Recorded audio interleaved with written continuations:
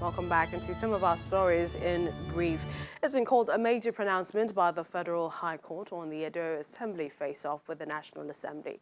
Now, yesterday, the court sitting in Port Harcourt upheld Governor Godwin Obaseki's proclamation to the State Assembly for its inauguration. The presiding judge ruled that a governor does not have the power to issue a second proclamation after one has been made.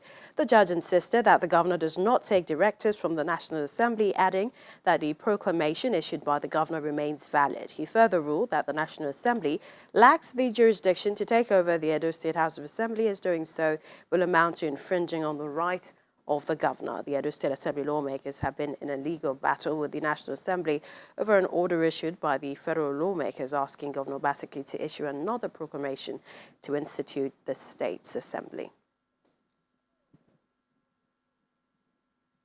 And the National Vice Chairman of the People's Democratic Party in the Southwest, Mr. Eddie Olafeso, has been speaking on the verdict of the Election Petition Tribunal, which affirmed President Muhammadu Buhari's victory as president.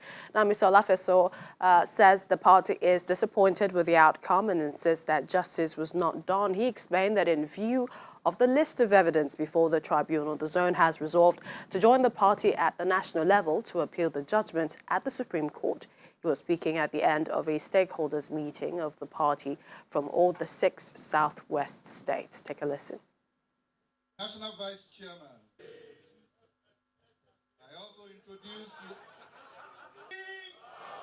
Our youth.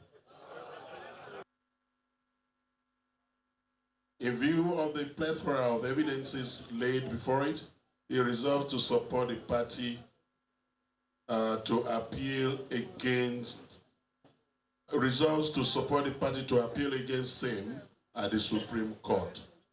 Due attention is accorded to the verdict of both the Court of Appeal and Supreme Court on Osun State governorship elections.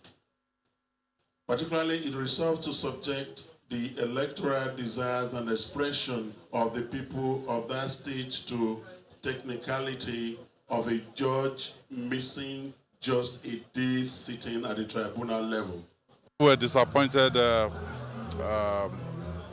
about the judgment of the presidential election petition tribunal, but we have to appeal to our people. They should remain calm. There are still an avenue, to take the case further up, and we do hope that at the Supreme Court, they can have a second look at the case. In the meantime, the national chairman of the All Progressives Congress, Mr. Adams Oshiomhole, believes that even if the opposition party goes to the World Court, if that is permissible by law, the party is ready to meet them there. The APC national chairman wants Nigerians to resist Western prescriptions, which according to him is the lot of the opposition party capable of ruining the country. He explains that President Buhari is ready to meet the PDP presidential candidate, Alhaji Atiku Abubakar, at the Supreme Court. We as a party, we are confident. If it is within the Nigerian law for PDP to go even to the World Court, we will meet them there.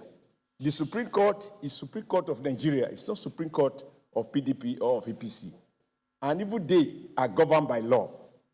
And their business is to interpret or reinterpret the evidence that was before the Court of Appeal. Now, this has been resolved, and it is time to queue behind the winner and move on. After all, our winner is the best example that losing one election does not tantamount to the end of your political life. He lost 3, and today he's president.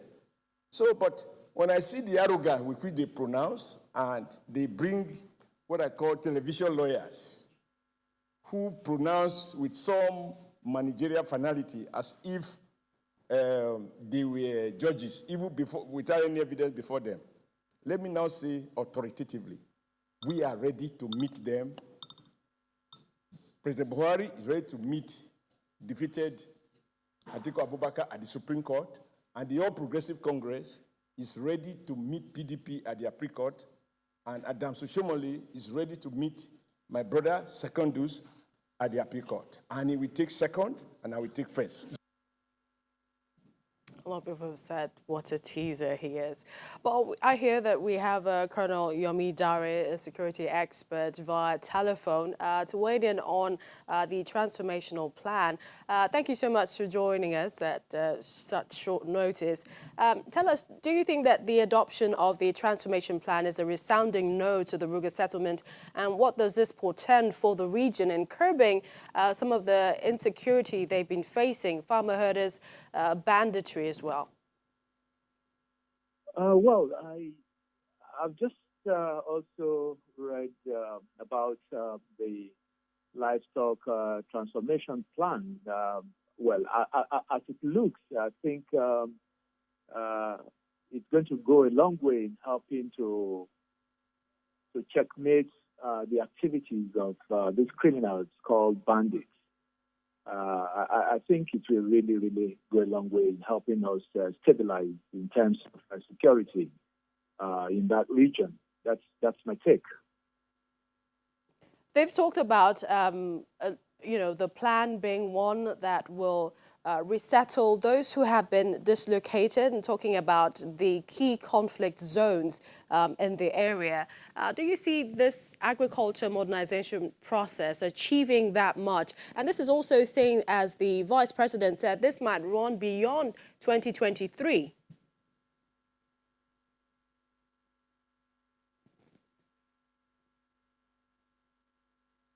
For some reason, I'm not sure. I think we've lost him, but we'd like to thank you for joining us, and thank you for watching the program at this time. I'm Melissa Ntonka. Join the conversation on our social media platforms at Channels TV, at CTV Politics. I'll see you soon.